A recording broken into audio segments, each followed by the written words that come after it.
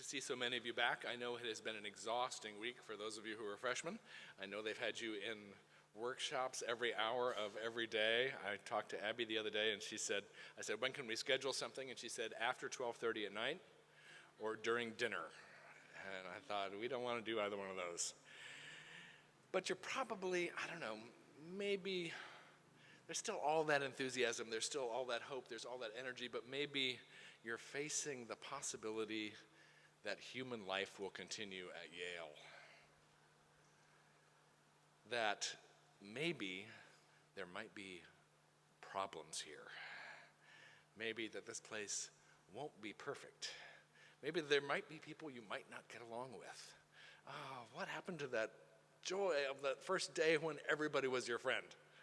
What happened to all those possibilities? What happened to that possibility that you would completely reinvent yourself in this new place, and that all the problems you'd ever have in your life were back there in the past? Oh, but slowly real life creeps back in.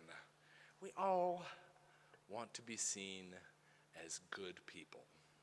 At least I think most of us. I can look in the back pew, maybe. Maybe there's somebody back there that does not want to be seen as a good person. But everybody I know here wants to be seen as a good person. And even those who enjoy being bad some of the time, there are a few people at Yale who enjoy being bad some of the time.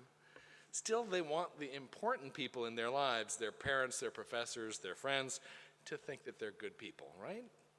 Even if you're a bad person, you want the people close to you to think you're good. If they were to die, they would not want people to come to their funeral and laugh and celebrate at the end of such a nasty person.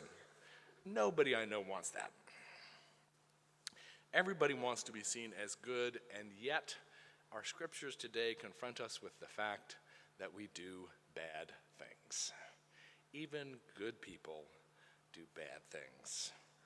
Usually only in times of extreme stress or possibly intoxication.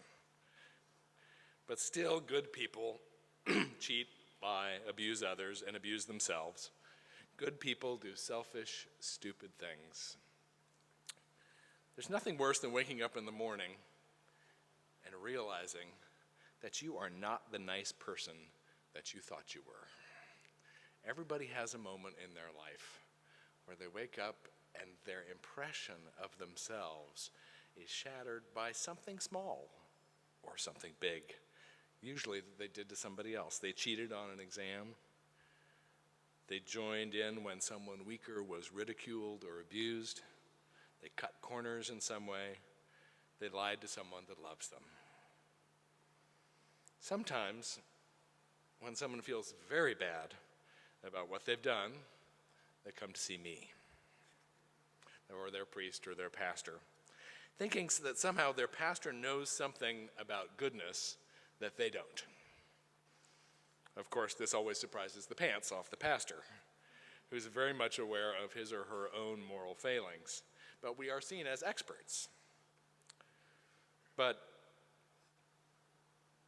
this is an issue not just for professional religious people. This is an issue for all of us. And I think it is in many ways the issue for our time.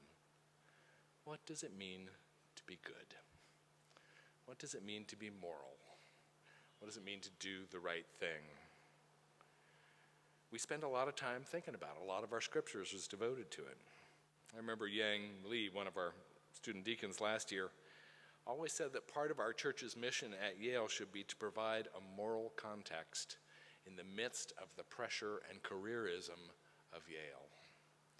And certainly, morality is put in danger by that pressure and careerism. Success at all costs. What we try and do is provide a context around that. Today, all of our Bible texts speak about doing good and doing bad. I don't know why we get this the second week of the semester.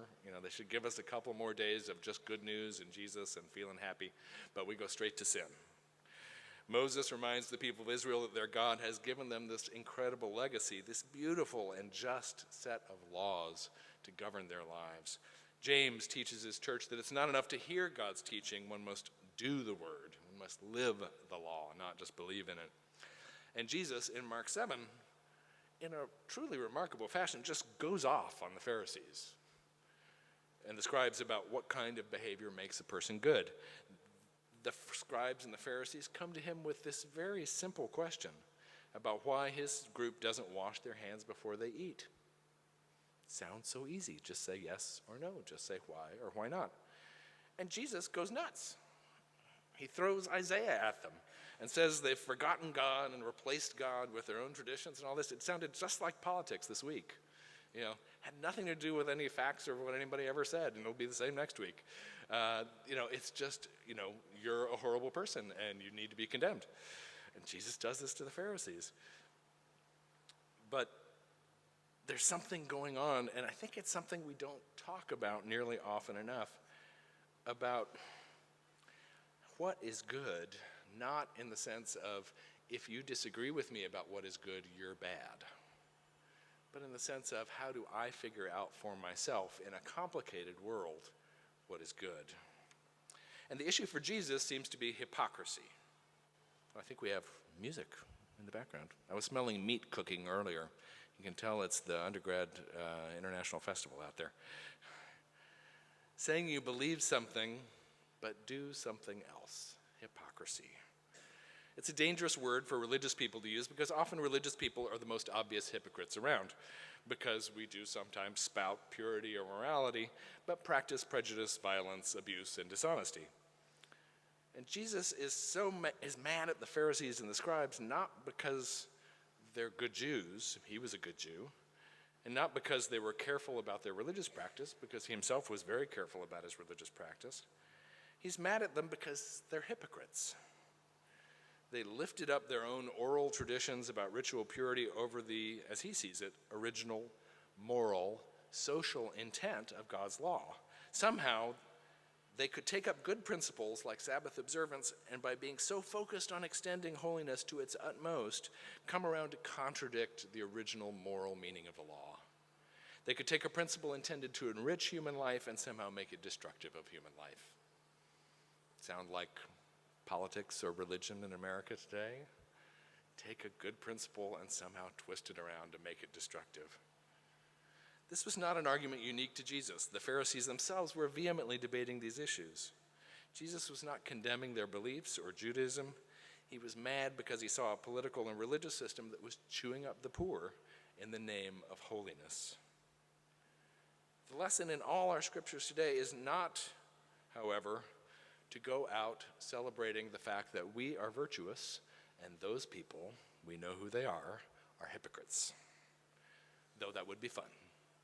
But let's set aside one Sunday a year when we think about how wonderful we are and about how awful those people are. If we could get it out of our systems, maybe one Sunday we'd be much better off the other 51. I think the bad news of our scripture today is that we are not Jesus in this story. We are the Pharisees.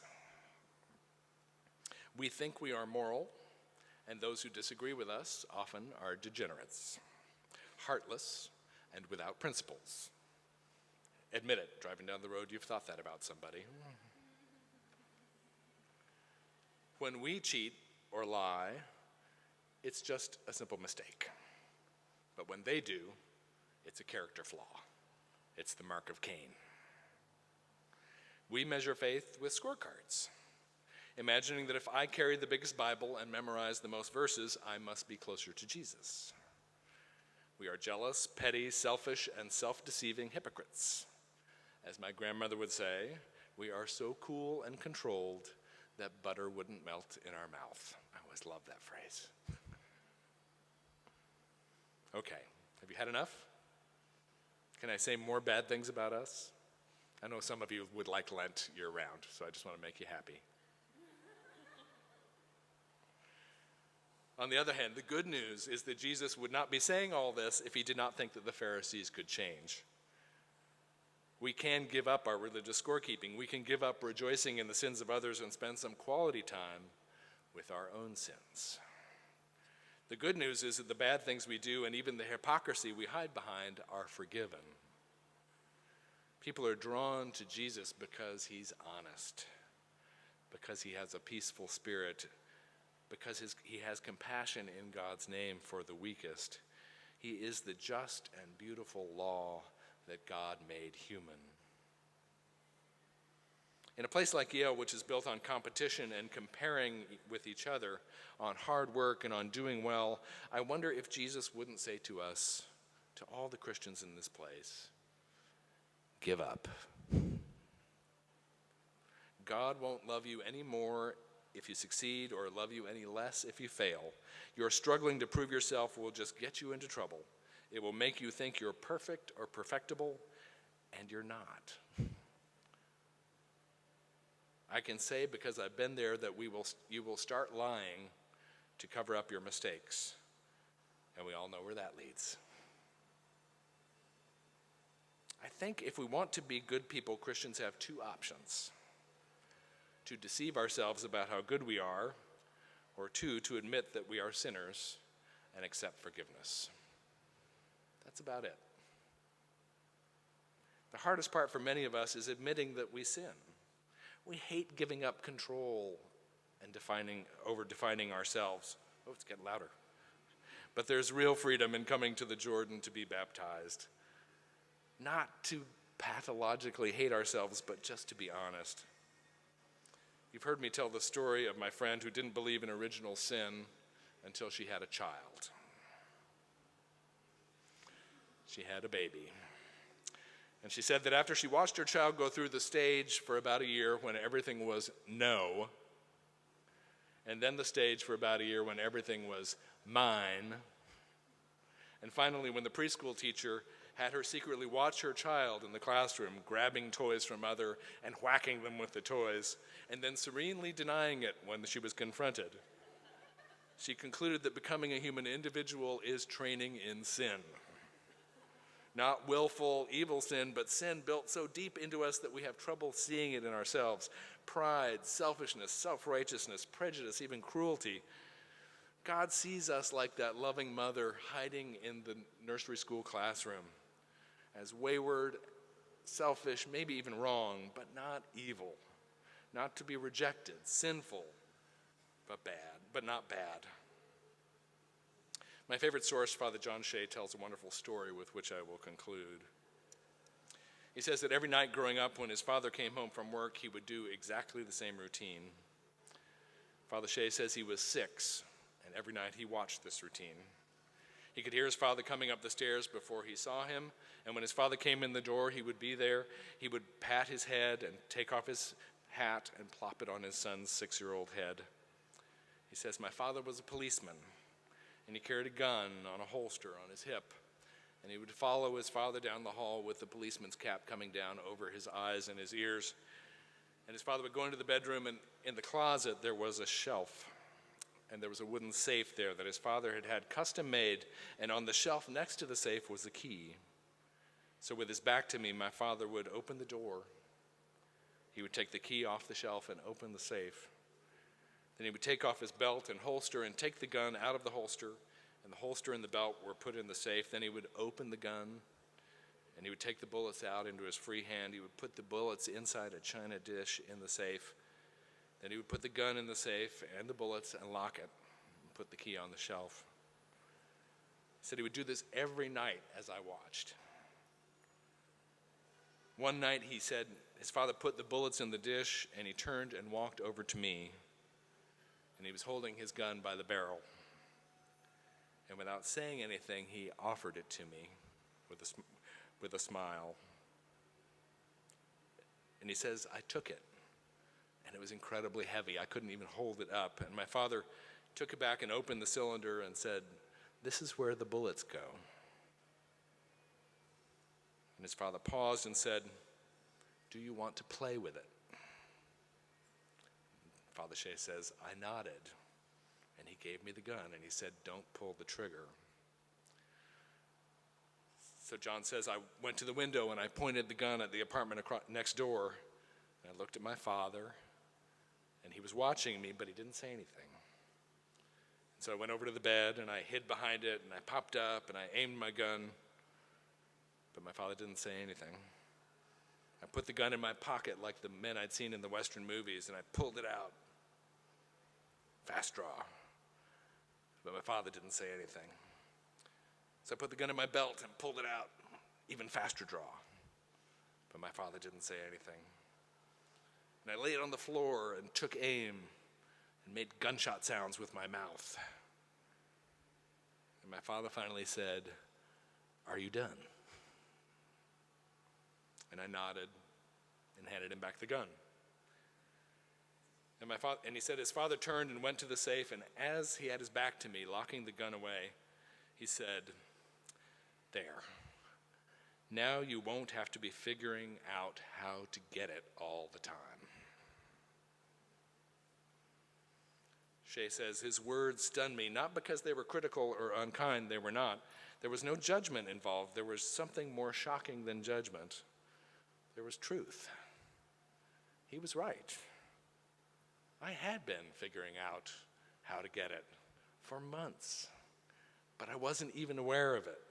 I didn't know I was doing it, but I was planning that day when my parents would be gone and I could get in there and get at that gun. My father knew me, he says, before I knew myself, and he gently but truthfully showed me what I wanted. The good news is that God knows us better than we know ourselves. Before our selfish desires have turned into destructive deeds, Jesus wants to gently show us ourselves. Forgiven hypocrites. Loved sinners. And that is how we are invited to Christ's table.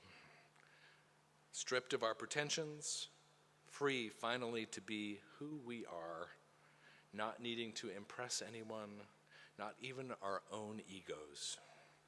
We come to receive Christ's love, Christ's self, Christ's gentle joy, Christ's limitless forgiveness. Amen.